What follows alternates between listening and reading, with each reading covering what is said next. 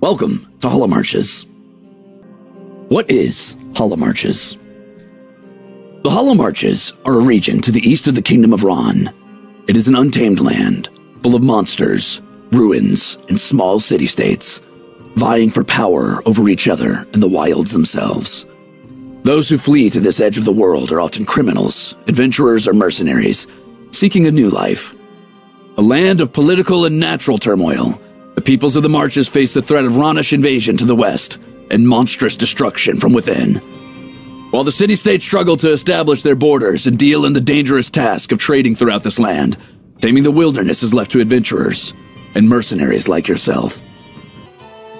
Separate from Holostar's lore, but influenced by the community, it is not going to be a story about the Holostars. They are making original characters, and you'll meet those characters shortly. I have turned all of the Holostars Ian Boys mascots into monsters and placed them throughout the world in different areas at different times, but they are not as you know them. They are monsters. There is no like, oh, the Ruzeators all follow some guy named Ruze around. There is no guy named Ruze. Ruze doesn't exist. Ruze does not live in this world. The Ruzeators are just monsters on their own. There's other ways that the Holostars, community and the Holo, community as a whole will influence the narrative, but let's get to that a little bit later. What you need to know is that this is a completely original narrative, right? Completely original world. Got it? Got it. Okay. So, here's my map. Let me move here a bit. This is our world map. This is the hex, just so you can see it. Take a look at it. I know the hex is a little light. I did that on purpose so you can see the details. There are a couple places marked on here, and I will explain what those are in just a moment. Once again, all of the areas in this world, there's only 3 right now, but trust me, there's a ton of names on the actual map. All right, so, Dekus. This is a land bridge to Chiol. It's on the far right side of the continent of Skyu. Skyu is the continent that this country is technically attached to, but it is attaching to another continent on the east called Chiol. The world at large is called Dekus by the Kingdom of Ron to the west. The HoloMarches, which is this country you're looking at here, are on the eastern fringes of the Kingdom of Ron. The Kingdom of Ron is a young kingdom to the west that has just recently conglomerated by conquering and subjugating the tribes nearest them and the small petty kingdoms and city-states nearby them, and to become a large kingdom in their own right.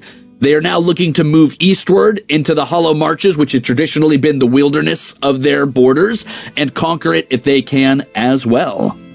Here, the center of the HoloMarches, in the northern side, at the southern tip of the northern mountains, we have Theos. It's a human city-state and a central capital.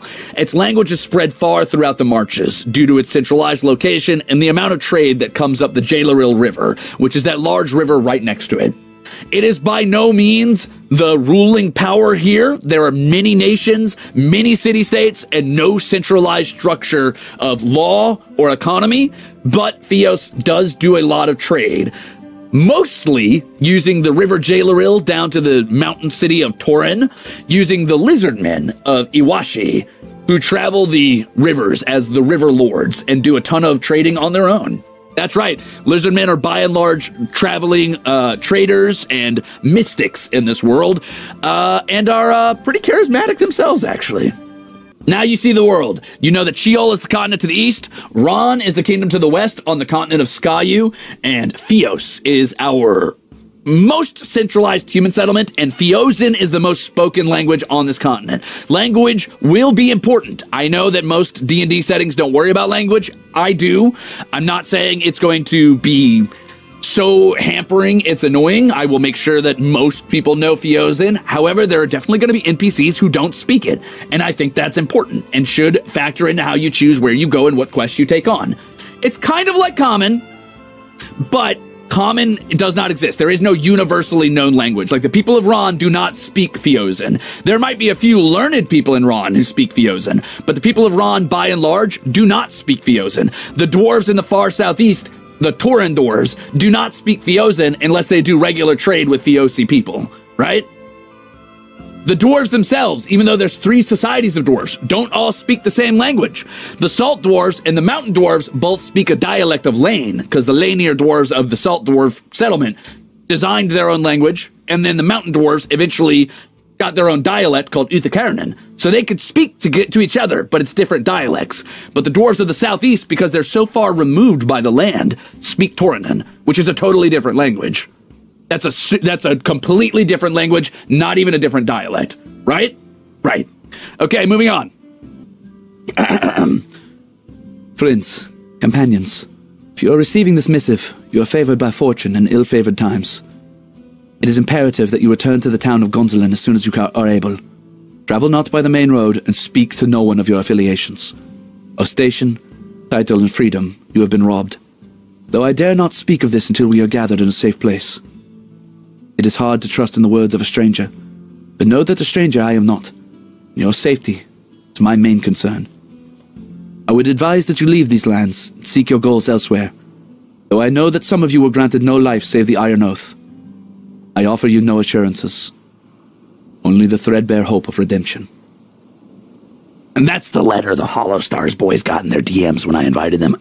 Wink! So, by and large, early on, the campaign will be taking place here in the city of Gonzalin, near the Central River, the Clefrel River. Gonzalin is here, right next to it. It is a trade town. It is owned by Fios, but it is a common trade port between the Toranan dwarves to the southeast and the people of Fios to the northwest. It is bordered on the eastern side of the river by the monastery of St. Marianne's, from which the warrior priests of the Fiozan main religion strike out to make sure that their interests are secured, let's say that. The town itself is mostly a relatively medium-sized trade settlement. Not huge, not massive, but well enough protected that you can have a normal life here if you stay within the walls. And there's small settlements dotted in the landscape of very brave, rugged people who are willing to, be outside the town, even though that is incredibly dangerous. But they do what they can to make a living out there. It's a tough world, but sometimes, the land's worth trying to propagate and make it work. Got it? Got it. This is where the vast majority of the early story will take place. It is where you will first find the boys and their their starting point, but it will travel outward from here. I hope you guys are excited for session 1. Yeah, bye.